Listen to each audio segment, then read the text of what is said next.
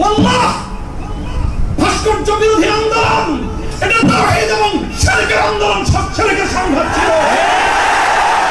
ভাস্কর্যের পক্ষে যারা ছিলেন তারা শিরকের পক্ষে ছিলেন, ভাস্কর্যের বিপক্ষে যারা ছিলেন তারা তাওহীদের ঝান্ডা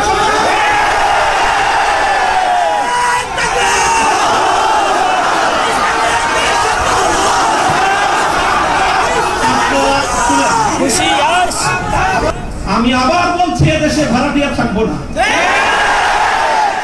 ভাড়াটিয়া হিসেবে থাকবো না। এই জমিনের মালিকানা সূত্রে এদেশে বসবাস করি, এই জমিনকে আল্লাহর জন্য মুক্ত করেই ছাড়বো ইনশাআল্লাহ।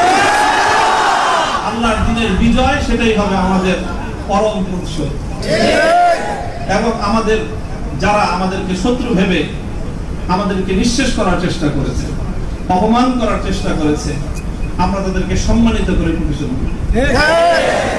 আমরা তাদেরকে আদর্শের সোনালী পথে বরণ করে নেওয়ার মধ্য দিয়েই আমরা ইনশাআল্লাহ আমাদের আদর্শের বিজয়ের প্রতিশোধ গ্রহণ করব।